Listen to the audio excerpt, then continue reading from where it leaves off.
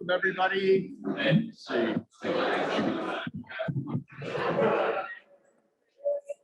everybody.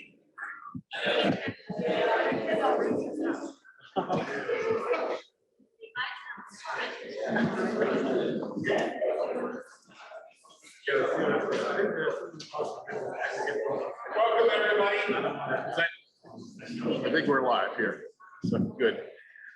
It's good to see you all, whether you're here in the Surfboard Room or joining us via Zoom. I want to welcome you to this panel discussion on Putin's war in Ukraine.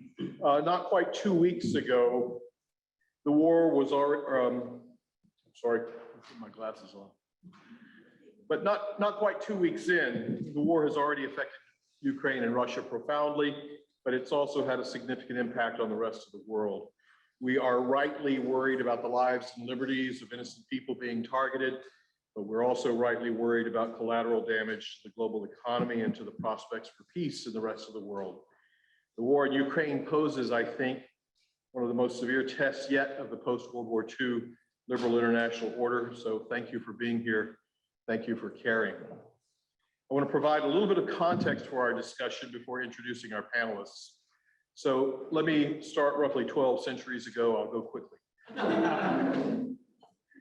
A kingdom uniting Eastern Slavic peoples based in Kiev, the capital of Ukraine, was founded in the late 800s. The modern states of Russia, Belarus, and Ukraine all trace their roots back to this kingdom known as Kievan Rus. Is this relevant to the current war in Ukraine? Depends on who you ask. Russian nationalists would say yes. But more relevant in my view is Ukraine's modern history. Ukraine was incorporated into the Soviet Union in 1922, gained its independence in 1991 as the Soviet Union collapsed. Without war, Ukraine now faces an existential threat from a revanchist Russia. That was 800 years in about 1 minute. In 2004, Viktor Yanukovych was elected president, but his election was invalidated due to electoral fraud. The so-called Orange Revolution swept Viktor Yushchenko into office instead. In 2010, Yanukovych was elected in a setting of financial crisis. Yanukovych, it's important to note, was Putin's favored candidate. He could have been for Ukraine what Alexander Lukashenko has been for Belarus, a Putin protege, namely. But in November 2013, when Yanukovych signaled his intent to move away from an association agreement with the European Union, Ukrainians took to the streets in the so-called Euromaidan. Some of them were right-wing nationalists. Eventually, though, the Ukrainian parliament ousted President Yanukovych. A pro-EU candidate, Petro Poroshenko, won over 50% of the vote in the subsequent election. As Putin's man in Kiev was losing his grip on power, Russia was taking control of Crimea, strategically important part of southern Ukraine. Russia was also working with ethnic Russian militias to dislodge two eastern Ukrainian regions, Donetsk and Luhansk, from Ukrainian control. The civil war in eastern Ukraine has been ongoing since 2014. It provided, in fact, part of Putin's pretext for war 2 weeks ago. Just a bit of additional context. Vladimir Putin has ruled Russia since 1999, at times as prime minister, but most often in the top spot where he is today as president. Over time, he's consolidated power by eliminating both constitutional checks and political opponents. He's been brutal in eliminating those opponents. Some have fallen to their deaths from windows of buildings. Others have been assassinated with chemical weapons. Many have been shot on the street. Some have simply been imprisoned for long periods of time, especially when a presidential election is approaching. Putin's worldview and his brutality are deeply troubling, particularly given Russia's military strength. There are clearly some military problems that have been laid bare in Ukraine, but Russia has the largest nuclear arsenal on the planet. Its conventional weakness on display in Ukraine right now makes its nuclear capabilities all the more unsettling. Vladimir Putin is a Russian nationalist. He regards the dissolution of the Soviet Union at the end of the Cold War, roughly 1991, as a tragedy and a policy mistake. The desire of Ukrainians and others for independence after almost 75 years of Soviet subjugation doesn't seem to factor into his thinking. He focuses instead on the sizable Russian minorities existing in former Soviet socialist republics like Ukraine, the descendants in many cases of Russians sent to the periphery of the Soviet Union by Stalin to control those republics, and on their supposed mistreatment by other ethnic groups. Thus, he's claimed in the case of Ukraine that the government is filled with Nazis who are committing genocide against ethnic Russians. Putin made similar claims in 2008 when Russia invaded the Republic of Georgia. There's much to discuss, but let me tell you why I think it's good that you're here. For years, I've asked students in my ethics and international politics class to read Michael Walzer's Just and Unjust Wars. Early on, Walzer writes, "You may not be interested in war, but war is interested in you." So I'm pleased to be joined by four wonderful colleagues, and I will introduce them all too briefly. But we have Dr. Amanda Rizkallah immediately to my right, Dr. Felicity Vabulas on the far end, and Dr. John Taden sitting squarely in the middle, all from International Studies and Languages Division. And we have Dr. Karie Riddle, one of my colleagues in the Social Science Division, and Dr. Rizkallah is going to start us off. Thank you all. Thank you for being here.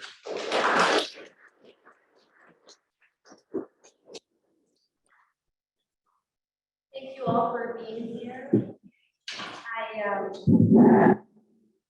you hear me?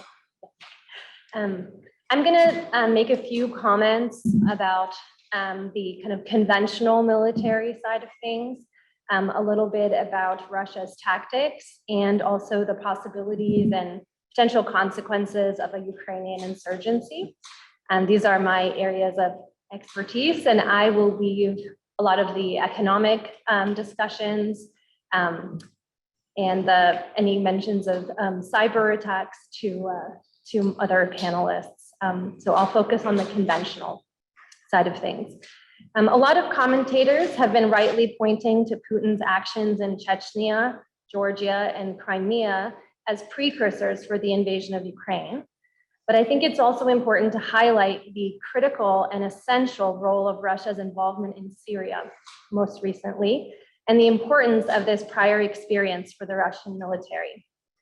For instance, involvement in Syria has solidified Russia's control over a naval base in the Mediterranean. And this base in the last few days has seen a flurry of activity with multiple warships and submarines gathering there. Right now, those warships and submarines are staying put, and they're staying put partially thanks to Turkey's closing of the Turkish Straits, which it has the right to do. But Putin undoubtedly sees them as possible reinforcements if this war were to get larger. If you could imagine the map, and this war kind of drawing south and west. Also, Russia has trained and tested over 300 weapons in Syria that it is already beginning to deploy in Ukraine. So Syria was practice for this in a very probably intentional way. Also, there are now some initial reports of Russian plans to recruit Syrian mercenaries to fight in Ukraine. And so you can see how Russia's tentacles in the Middle East are having implications for its ability to fight in Ukraine. We've also seen a remarkable repeat of Russian tactics in Syria, indiscriminate targeting of civilians and civilian infrastructure, the use of cluster munitions, which do inflict lots of civilian damage. And this is precisely to cause the mass displacement we are seeing and to drain morale and support for opposing forces. Both this was the case in Syria and this is the case in Ukraine. These siege tactics that were used in Syria are likely preparing the ground, so to speak, for street level fighting to capture major cities and to make that easier. If the war in Ukraine does enter an urban phase, This will be very costly, of course, for Ukrainians, but for Russians as well, since Ukrainians will have an intense home turf advantage. Usually takes about 5 conventional soldiers to deal with 1 insurgent. So the Ukrainians have the advantage there, even if it's going to be very costly for them. All this is to say that the violence will probably get a lot worse before it gets any better, even if it does not spill past the borders of Ukraine. I'd like to talk lastly about some scenarios for a possible insurgency in Ukraine. Everything's highly uncertain, of course, but the Ukrainian military is unlikely to be able to stand against the Russian military in the long term in any sort of face-to-face confrontation. And so one outcome is that Russia just takes all of Ukraine. No insurgency materializes after the Ukrainian military is defeated. Some people think that the narrower cultural distance between Ukrainians and Russians will allow the Russians to kind of convince the Ukrainians to just like comply. We're not really seeing evidence of that right now. And I think this probably is the least likely scenario, just a total clean sweep. The second scenario is that Russia takes all of Ukraine and the traditional military is defeated, but that there's a stubborn insurgency that takes root. It's not unreasonable to imagine that this insurgency could be supported and funded informally by NATO from neighboring countries. NATO has valuable experience in train and equip missions precisely of this kind in Afghanistan.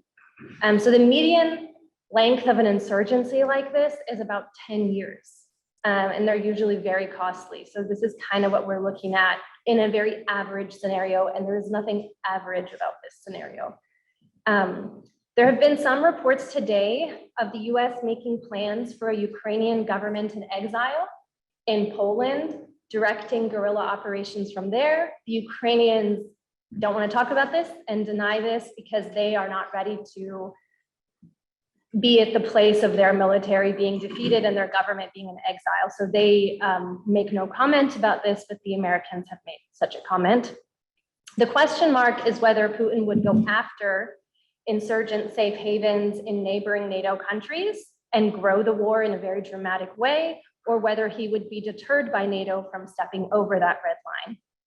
The final scenario is a divided Ukraine with a pro-Western rump state in the West, in Lviv, and a pro-Russian Eastern Ukraine with an ongoing insurgency. The Western side would be crowded with refugees, a shadow of what Ukraine was before this invasion, and would become probably a dependent state, reliant on assistance from the West. If Russia gains full control over the eastern part, then Putin may move towards this Western part, or perhaps strike kind of a dirty deal with the West to leave Ukraine weak and fragmented, essentially a failed state that he can manipulate and use to destabilize Europe. So those are the scenarios as I see them. Thank you. Thanks, Amanda. Is this on? Okay, so hi, everybody. I am not an expert on Ukraine, nor am I an expert on Russia. So what I'm going to try to share with you is my take from some of the work that I do. I'm first going to talk about intelligence. There's lots of people in the room right now from my intelligence analysis class. I'm then going to talk about the role of international organizations. Then I'm going to talk about the intersection of economics and security. And last, I'm going to leave a couple of maybe thought-provoking comments on China. I'm going to leave the UN and NATO for Dr. Williams, right?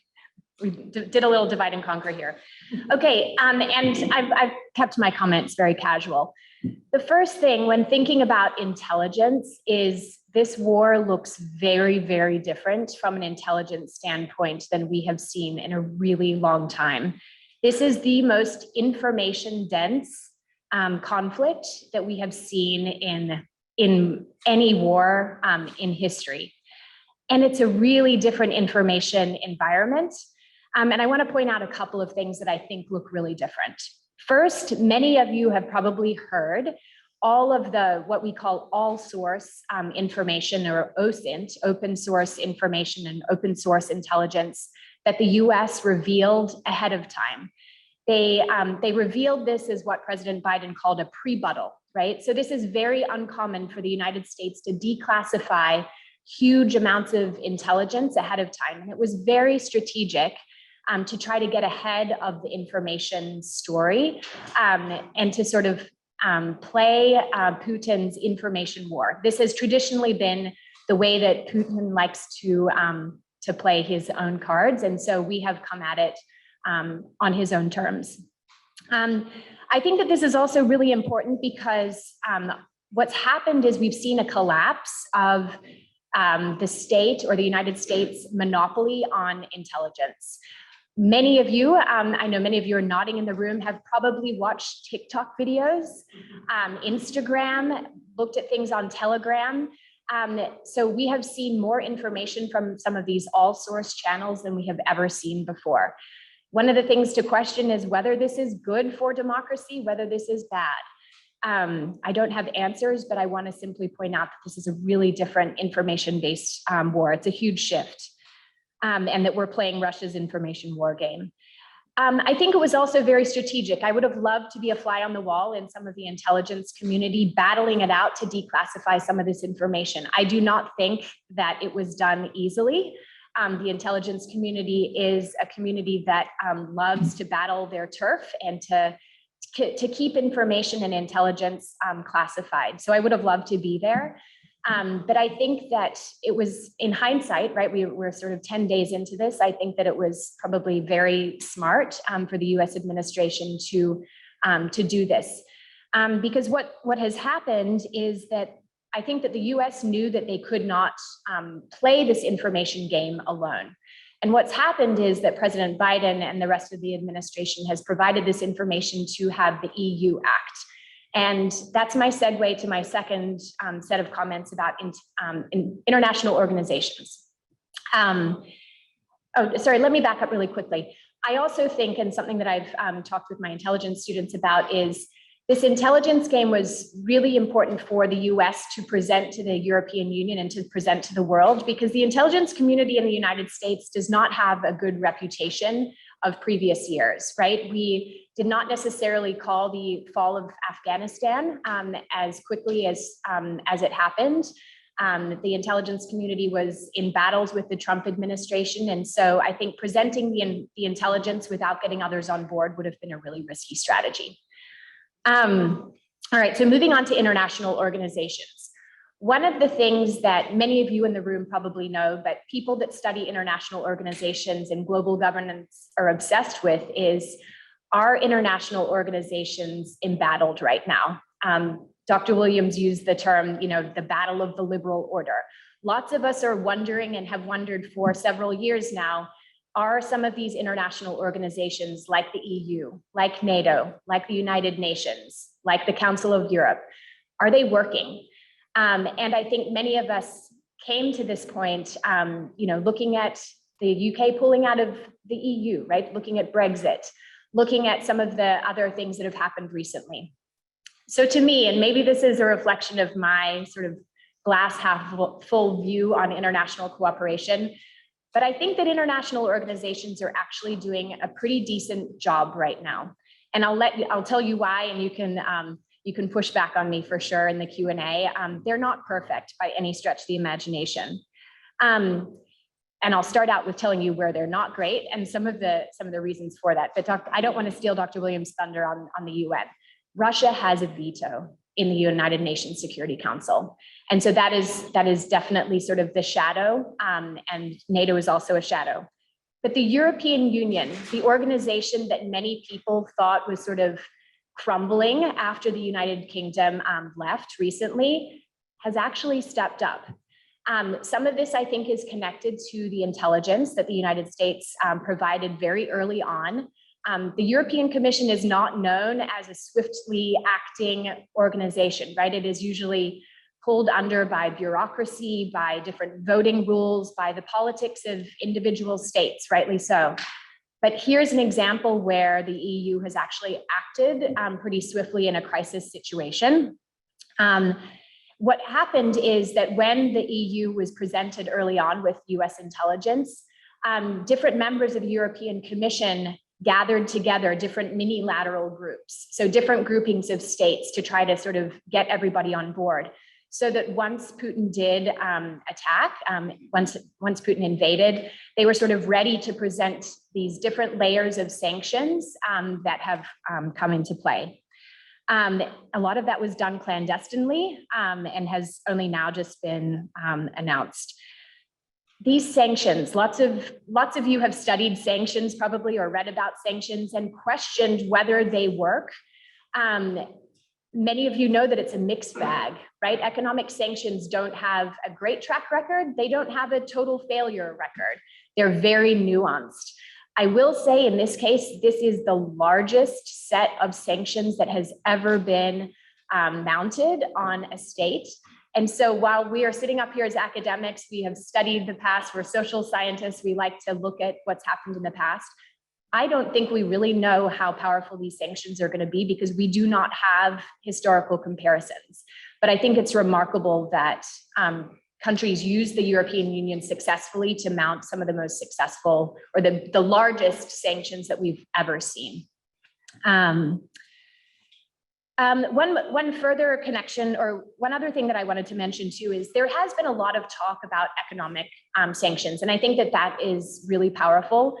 I'll diverge really quickly because I also think that diplomatic sanctions are really powerful here, but maybe not getting quite as much weight at the top of the media right now. A couple of the diplomatic sanctions that I would encourage you to look at and watch going forward, the Council of Europe, which is the key human rights engine that runs the European Court of Human Rights, has suspended Russia's membership. Not entirely though. And this is really, really important and interesting. So they're not allowed to come to meetings, they're not allowed to vote, but they haven't fully kicked them out because what that would do is not hold them accountable in the European Court of Human Rights for any of the violations that they're undertaking right now. But so I would look really closely at how the Council of Europe is handling Russia. I also think that it's important to watch the International Court of Justice right now. So what happened, and again, the European or the ICJ is not known as a fast moving entity. It is really slow. It sometimes takes decades to have cases go through, but the Ukraine has fast tracked a case with the ICJ because Putin basically used the premise that there's a genocide happening in Ukraine, and Ukraine has basically come forward to the ICJ and said, no, there's not a genocide. Russia did not show up this morning to the ICJ fast-tracked case. And so, again, institutions are not perfect, but for the most part, these laws, these international laws are legally binding, and for the most part, countries follow them. So again, it'll be interesting to watch that sort of play out. And then last but not least, I wanted to move on just to talk a little bit about China. Because I think it's important for us to think about things that are not making it necessarily to the top of the media right now. One thing to think about is how will this sort of turn China into if everybody's sort of going in line with going against Russia, what is going to happen with the relationship between China and Russia?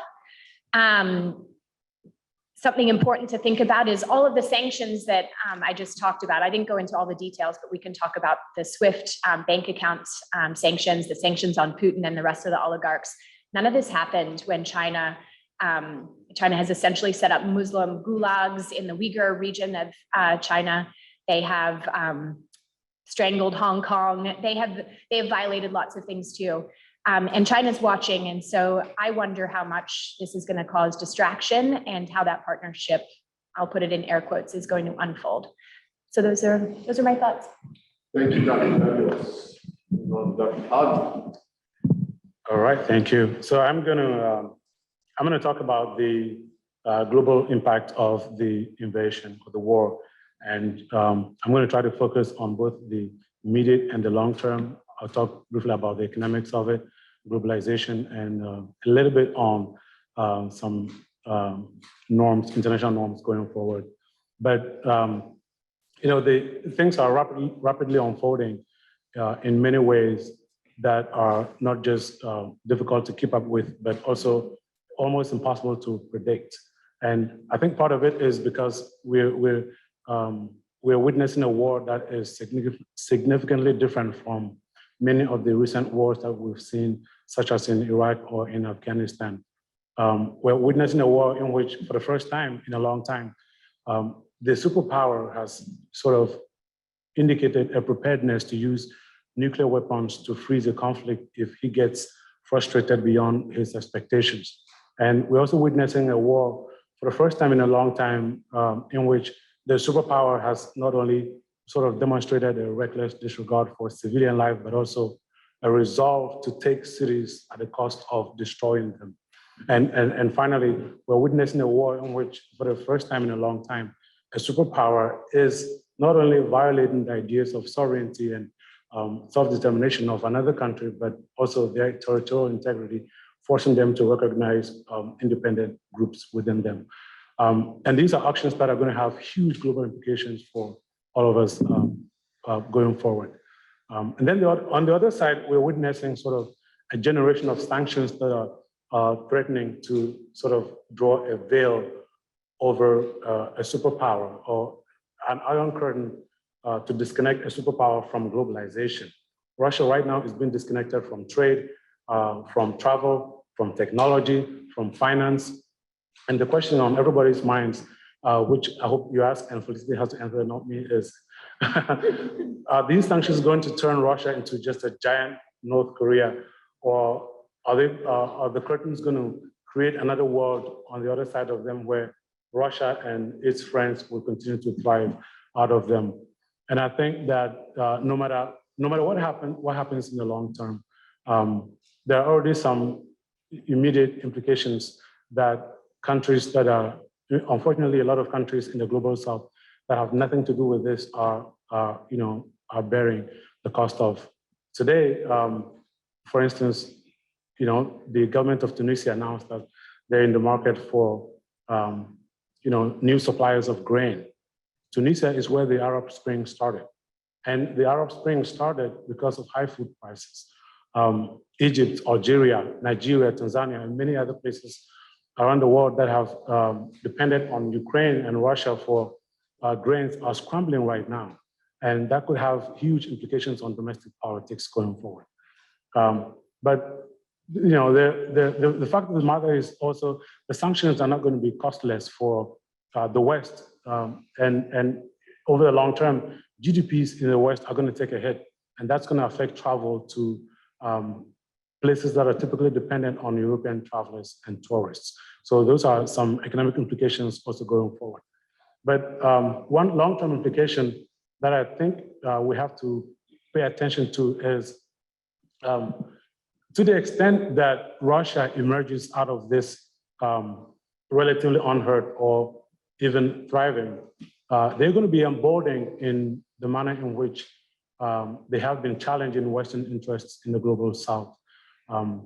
Russia, up until 2014, was largely an opportunistic player and partner in the global South. They often only swoop in when relationships between countries and their Western partners collapsed.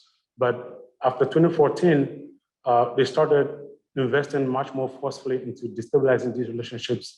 Russia has invested in disinformation campaigns and election interferences and anti-Western sentiments in Bolivia, Ecuador, Chile, Peru, Mali, Senegal, and so many other places around the world. And they have extended military support to autocrats to quash domestic dissent and freedoms. They have extended insurgency training to coup makers in Mali and recently to Burkina Faso. The problem is that this sort of superpower competition only generates one outcome for the countries in which they take place, and that is destabilization. And so going forward, I think it's fair to think that things are going to get even murkier for countries in the global South. But one reason why I think that these sanctions cannot afford to fail is the fact that the rest of the world has to see or realize that the ideas of ethnic nationalism and irredentism must be things of the past. A lot of the people who watched the Kenyan ambassador's speech the other night at the UN Security Council applauded him for his forceful condemnation of the invasion and irredentism. But the fact of the matter really is that no country that night in that room had a larger incentive to be as forceful as Kenya. And that is because Kenya is currently dealing with border disputes of its own with Somalia. One of the sworn aims of the Al-Shabaab militant group is to liberate all Muslim lands under Kenyan occupation. If you go down south in Africa, Eswatini wants the Mpumalanga province back from South Africa. If you go to Latin America, Guyana and Venezuela are always at it over the Essequibo territory west of the Essequibo River. And of course, there's the bigger one that everyone is wondering what's going to happen, which is China and Taiwan. And I think that going forward, there are going to be very, very huge implications that we all have to be concerned about and look forward to. Thank you. Thank you. Dr. Riddle.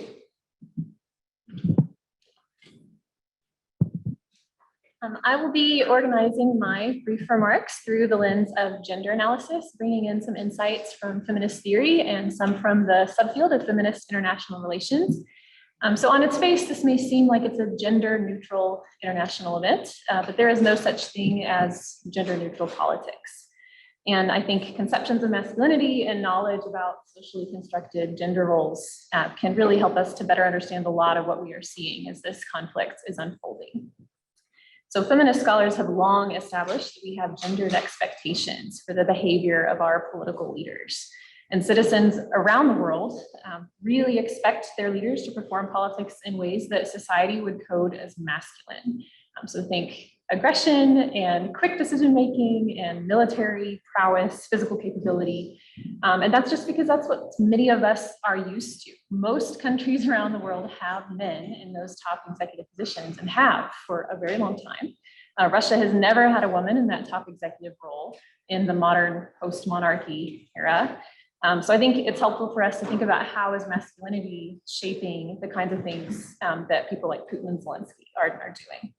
So I think both of them have been playing on some masculine tropes as they are leading their countries through this conflict.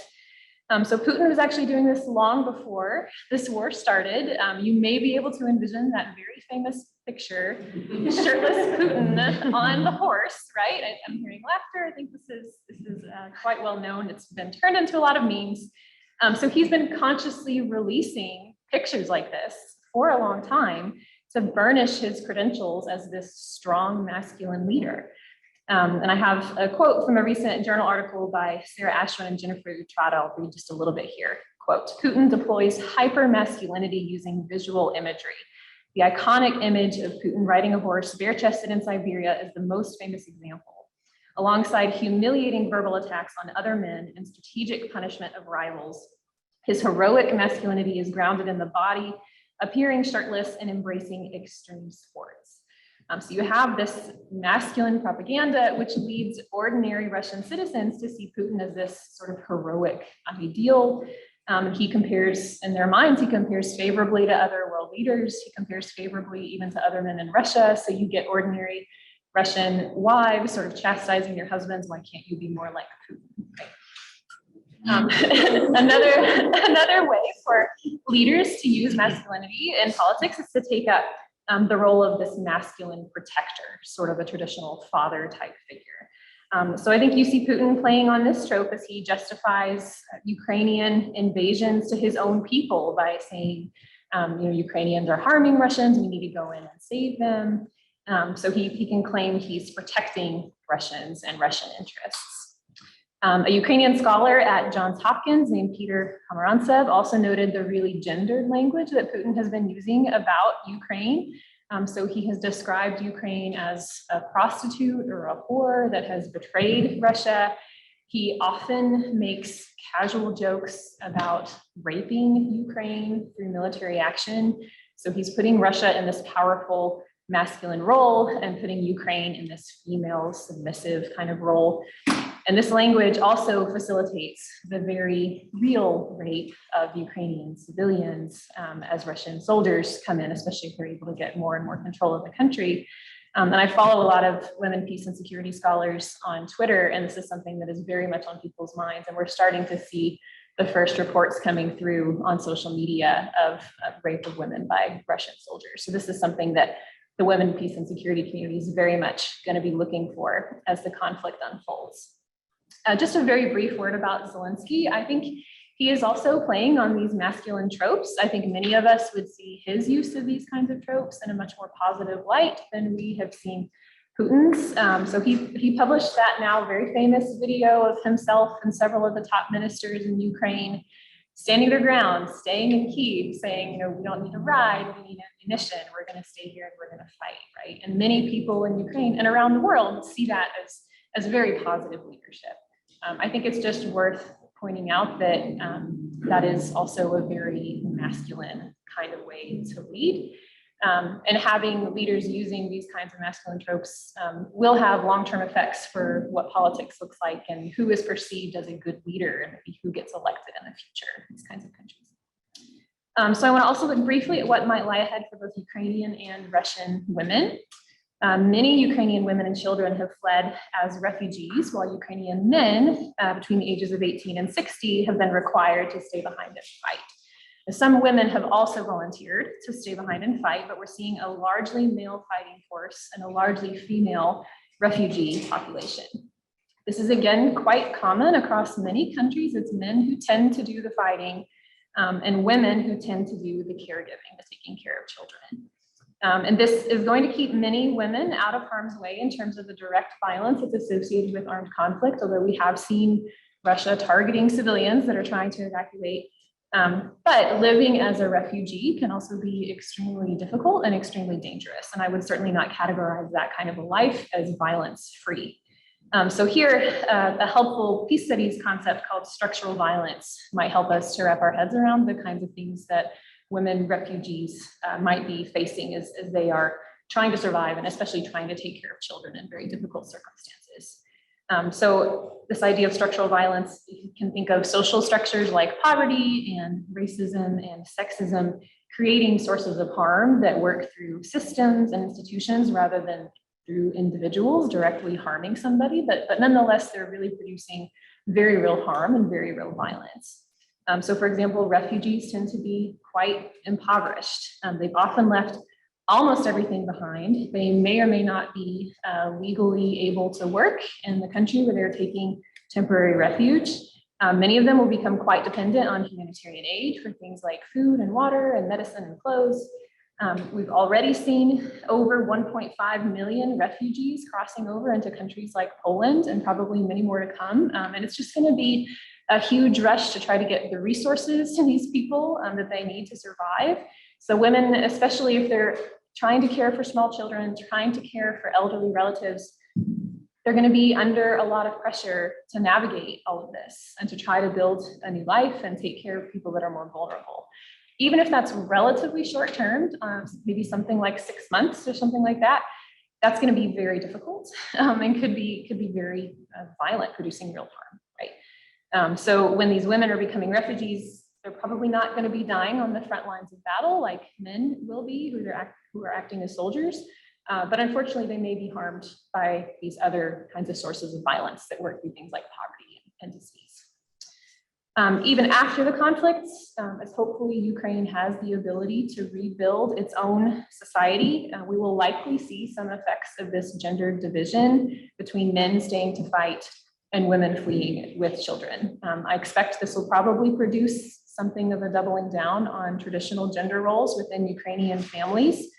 Many women are pushed to sort of flee with kids, regardless of whether they had been working moms or stay-at-home moms, and they may not be able to very easily take back up the careers that some of them may have left behind. And unfortunately, we also know that as men, as male soldiers reintegrate into society after an armed conflict, levels of domestic violence, intimate partner violence tend to go up. So even if we get to a sort of post-conflict period, that doesn't mean that violence against women is going away. And just a brief word on women in Russia. I am watching the mothers of Russian soldiers right now. So just this morning, I saw an article and a brief video that was showing mothers confronting Russian government officials who had, quote, used their sons as cannon fodder. So these mothers were absolutely furious that their young and inexperienced sons were being sent into the field of battle. Many of them had apparently been misled about the nature of the fighting that they were going into. They were told this is a special operation. They were given poor equipment, no information. So the mothers were really sharply critiquing the lies that the Russian government had been telling their sons. And I also read that Russian mothers were the first group that started to protest the Soviet Union's involvement in Afghanistan in the 1980s, and their initial protest then kind of ballooned into a larger movement trying to dissent against that. And across the globe, this is, again, another common sort of pattern in many, many places. Mothers who are sort of in a revered position of respect within societies can make claims about the health and well-being of their son and can try to use that for political leverage. So I'm gonna pin all my hopes on Russian mothers to get us out of this. Thank you, Dr. Riddle. I want to just add a couple of quick things to perhaps provide some fodder for our conversation, and I do want to get to some questions here in just a minute. But I want to say, first of all, that when dictators go to war, they always fight on two fronts.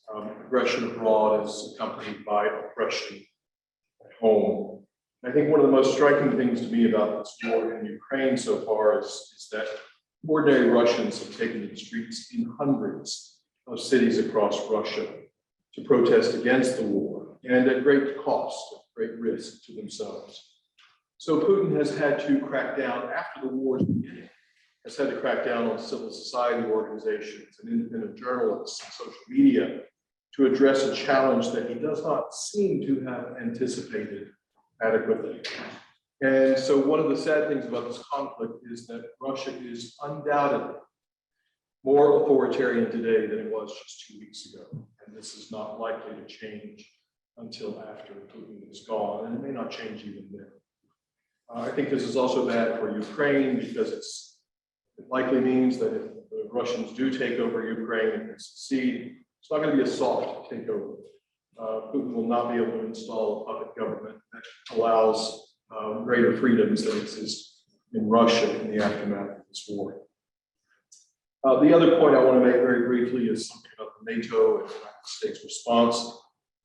It's often being asked why NATO or why the United States is not responding more forcefully to the Russian invasion of Ukraine. One obvious point is that Ukraine is, but not terribly helpful point actually, is that Ukraine is not a member of NATO and is not subject to the Article 5 security guarantees in the North Atlantic Treaty. But there's nothing to prevent sovereign states from coming to the aid of any other state that finds itself under attack. So why not? Why not a military response? Well, Russia has nuclear weapons, and Putin has threatened to use those weapons. Going back to the beginning of the Cold War, NATO and the Warsaw Pact acted cautiously to events seemingly within the spheres of influence of the other side. So NATO and the US failed to intervene in the Soviet invasion of Hungary in 1956, the invasion of Czechoslovakia in 1968, even Soviet invasion of Afghanistan in 1979 did not produce direct intervention on behalf of the Afghans. The US response to the invasion of Afghanistan, in fact, sending anti-aircraft weapons, Stinger missiles, to the Mujahideen fighting the Soviet Union is looking very much like what the response is right now. And I would argue that the NATO response is designed to do two things at this moment, both of which I would support. Number one is to avoid the risk of a wider war. That is a very serious risk at this moment. And it seems to be a risk that Putin himself is willing to engage, willing to accept. The second thing that NATO is intending to do, I believe, is to avoid giving Putin what could be a very important propaganda victory at home. On this second point, Putin has been insistent that the United States and its NATO allies are the real enemies, that they pose a threat to Russia. And so direct US or NATO intervention in Ukraine would make Putin look wiser and more truthful than he in fact is. I will say that, just sort of echoing something that Dr. Vabulas said, it's been remarkable for the way NATO, the European Union, broader structures of the international system have been able to leverage their economic power against Russia. And I'll close on this point. There are sacrifices that are made in every war, often blood sacrifices. And we are now not faced with that scenario, but we are in fact facing some pretty significant economic sacrifices in the West. This is not to minimize what's actually happening on the ground. It's not to minimize what's going on in Ukraine and people giving their lives in the defense of Ukraine. But we have to be willing to accept some sacrifices to first defeat a naked act of aggression, I believe, and also, I think, to avoid a potential catastrophic wider war. So with that, please join me in thanking the panelists.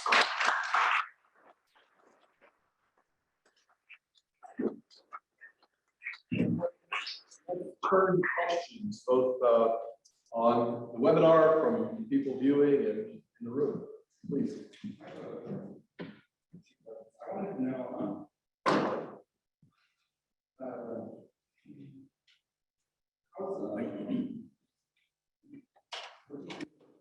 the effect social media has had on the importance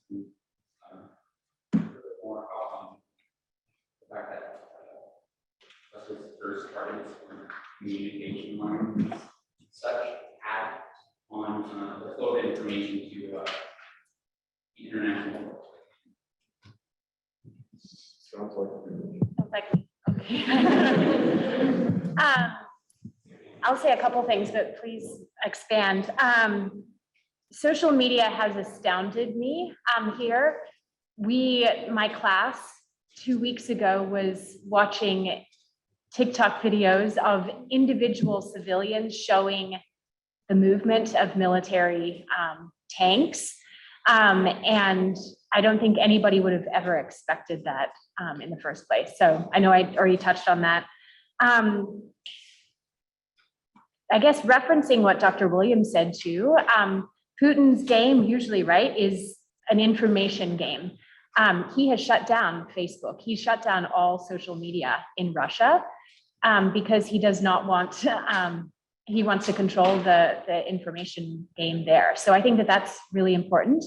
I also think that getting information out early, I mean, sorry to go back to my earlier point, was really important because what ended up happening was Western journalists went to the Ukraine, right? So in previous conflicts, a lot of the journalism has come out of sort of the Moscow bureaus. And that kind of information is usually pretty curtailed, right? There is very, very stringent laws about what you can say in Russia, and journalists know that.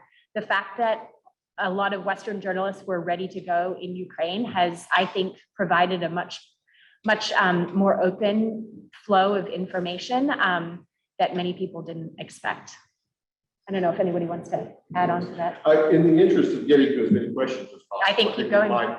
Yep. Move on. So, yeah, we need to repeat questions for folks on Zoom. Thanks. Yeah, that's a great idea. The brains of the operation here. Dr. Taden. I also want to follow up on something, and I think I think part of the question might have been about like, why hasn't Russia taken out communications inside Ukraine? Like, why are Ukrainians still posting online? And I think some people do think that they're holding it back because they want to cut that off when they go on the ground. And that they're kind of waiting to cut that off, but that that's a final tactic that hasn't arrived yet.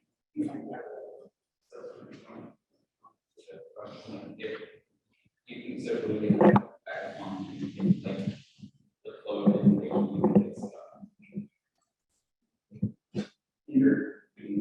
of Ukraine. I have just a very quick, rather humorous comment, which is that apparently a lot of Russian soldiers signed up on Tinder to try to hook up with Ukrainian women. And many of them gave up their military position when they did that, which I find hilarious. Bring the background Oh, this means Why don't you just ask your question and we'll repeat it one time. Yeah, I have a question, sorry. Yeah, first, it's definitely great to see my favorite professors sitting together like the Avengers. Yeah, like,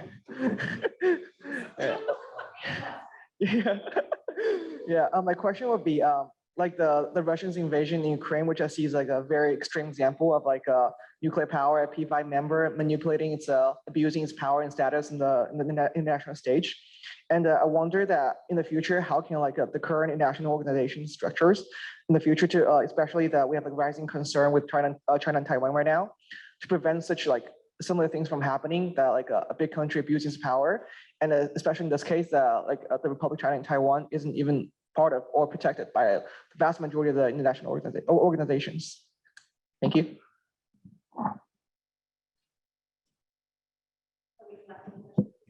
No.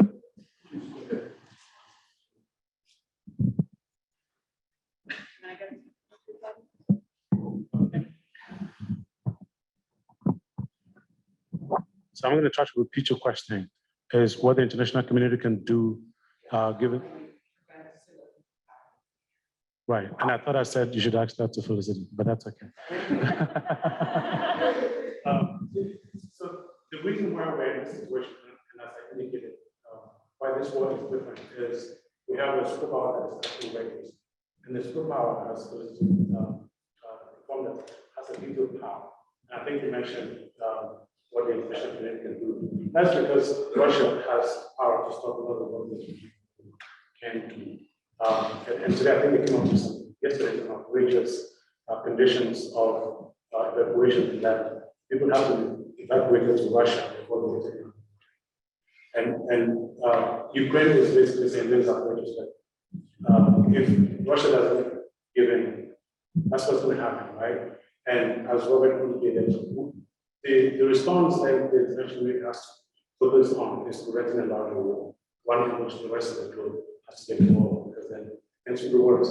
And I think that the sanctions are doing a good job in sending a message to everyone else around. This cannot be repeated elsewhere. And that's what we did have to do in placing those sanctions. Like I said, are these sanctions going to turn Russia into a giant North Korea? Or will they create a world? I'll add something very brief. I think you're right to think about the United Nations Security Council, right? It's the most powerful arm of the UN, but I don't want to underplay the UN General Assembly, right? So the UN General Assembly, every single country has one vote, right? So one country, one vote. The downside is that resolutions that the UN General Assembly come about are non-binding. So on the one hand, a lot of international relations scholars critique the United Nations General Assembly of having no bite, right? They're sort of a talk shop. I'm on the other side. I think that the talk shop arm here is really powerful. What's happening is John littered, said all of these different countries that are speaking out about what is acceptable or not in the international sphere, right? And so these norms really, really matter for future behavior about what future countries think is acceptable or not. So what's happening in the UN General Assembly is a lot of what we call naming and shaming. And this actually can end up having a really powerful bite in other aspects. So there's research out there, right, that shows that once countries get stigmatized or isolated in this way, they lose stuff that has a lot of material bite, right? So they lose things like foreign direct investment. Companies don't want to go and invest into countries that are seen as pariahs in the international community, right? They're seen as unstable. So while some people say, oh, this stuff has no bite, there's actually really good research showing the power and importance of naming and shaming and creating a sort of a very defined pariah state. And I'm going to add just one to that and say that the UN General Assembly voting on a resolution condemning the Russian invasion, there were 5 votes against the resolution. Russia, Belarus, Eritrea, North Korea, and Syria. Now that's a rogues gallery. What a group. Yeah, what He said rogue, not rose gallery. and so I want to say too that, and Stephen, those of you in my international law class we talked about this idea of collective legitimization. And I think that's really actually quite important. That one of the things that the United Nations and other international organizations routinely do is to provide either the delegitimization or the legitimization of what's happening in the world. And I think we're seeing that on a very good right now. Dr. Soper. So Robert, you and I are still the only people old enough to sort of remember a different time, which was the disintegration of Yugoslavia and the bombing of Los Angeles. President Clinton repeatedly said early in his presidency that the Americans would never get involved in that action. And then eventually, I think partly because of changing public opinion, the United States did get involved. Things that were inconceivable even 2 weeks ago for American action are now being discussed, such as getting Polish planes into Ukraine. To what extent do you think leaders are going to be constrained by publics if the narrative becomes that this is a genocide? And that even though there may be strategic reasons not to intervene, that they will feel the weight of public opinion, forcing them into actions they might not otherwise take. I'm going to say just very quickly that there's been something actually kind of positive along these lines happening in the last few days, which is a little bit of bipartisan pushback against the idea of a no-fly zone. There have been Republicans siding with the administration on this, that no-fly zone would be a bad idea. But I think it would because it's clearly an act of war. But I mean, you point out a difficult problem in foreign policy. I think the Biden administration is kind of going all in on wisdom and maybe a certain amount of caution in this. And I think it will be difficult to move the administration off of that point. What may be pretty important is how the administration explains this as the conflict goes on, assuming there's a war.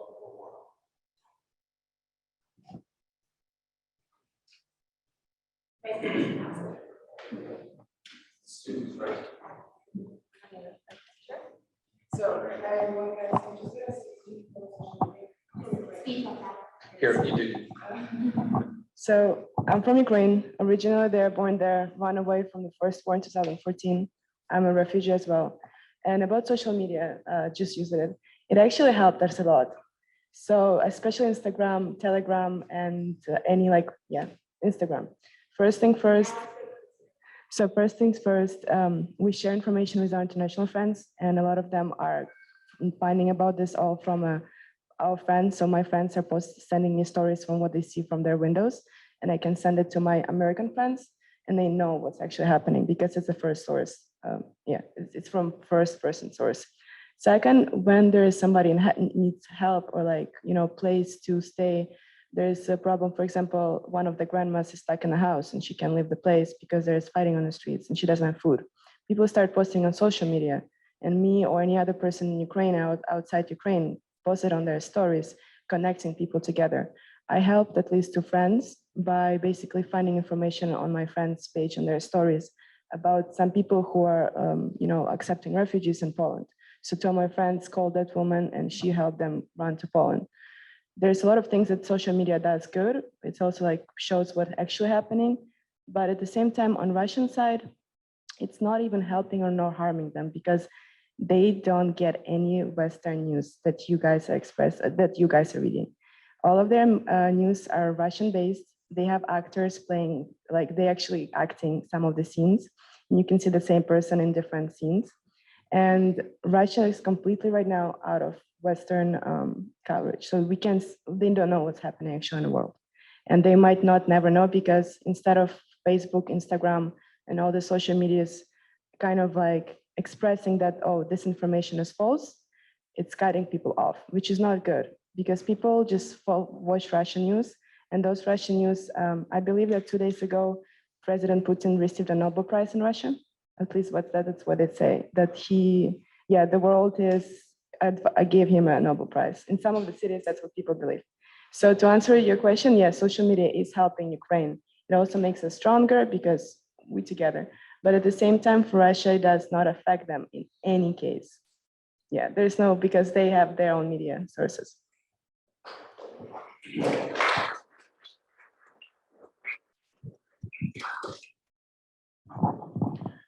So there's recently been talk, at least among the New York Times reporters, of sanctioning Russia by removing them from the United Nations Security Council.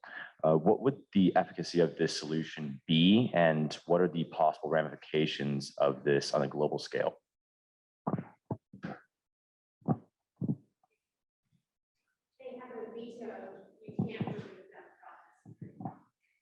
But technically, because they were never originally part of it, they're not one of the permanent five, and they were never confirmed by the UN General Assembly as a Russian Federation. The Soviet Union was, but the Russian Federation never was. Is it a possibility?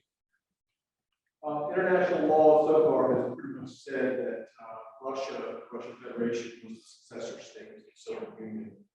And as a successor state, it has that seat. It would be as if you were making the same claim about Taiwan having been, unlawful, and that it's actually in the charter. And of course, the charter just says China. There is no Soviet Union anymore, of course. I think pretty much international law is probably it would be. It's an interesting argument, and I give the Ukrainian diplomats a whole heck of a lot of credit for coming up with all kinds of really interesting ways to make some important points about Russia. I mean, the ICJ case is one of those, and but I don't see it actually coming. Let's take just one or two more questions, unless you want to stay here all evening. Just hoping to put around 5, but I'll take the time and have a. I became your moderator. Hi, so we're talking a lot about like globalization and naming and shaming and diplomatic sanctions as well. So how, for lack of a better like way to phrase this question, like how much longer do we think Russia can go at this? Like as they're becoming further and further, like annexed, as they're like facing more consequences, like how much longer do we think they can last?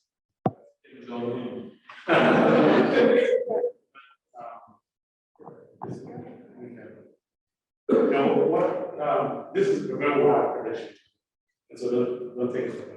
But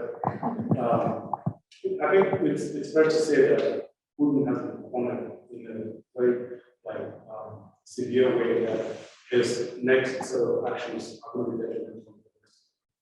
And as someone was stated, we have already seen the seeds of the revolution, but don't take that as a bank, right? But what is that? And that is people queuing for services, right? Someone mentioned that a lot of Russians don't know what's going on, but they're going to queue for services. And as those lines get more, people are going to start chatting. They're going to start realizing that there's no transactional cost of mobilization are not going to be that high to overcome. And those lines are going to turn into protests. Are they going to arrest 100,000 people, 100,000 Russians, 1 million Russians into jail? What about the mothers of soldiers who are after the marching right now, right? And so there's going to be a breaking point for Putin, but it could be 10 years, right? Or it could be even a month, because the resigns or whatever.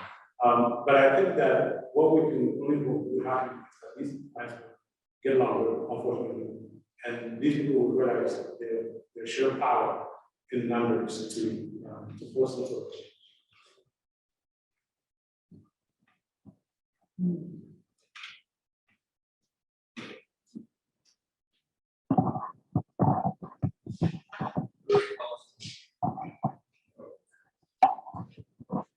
Firstly, thank you guys for an amazing panel. It's so cool to see all the people who have impacted my life at Pepperdine at one table. So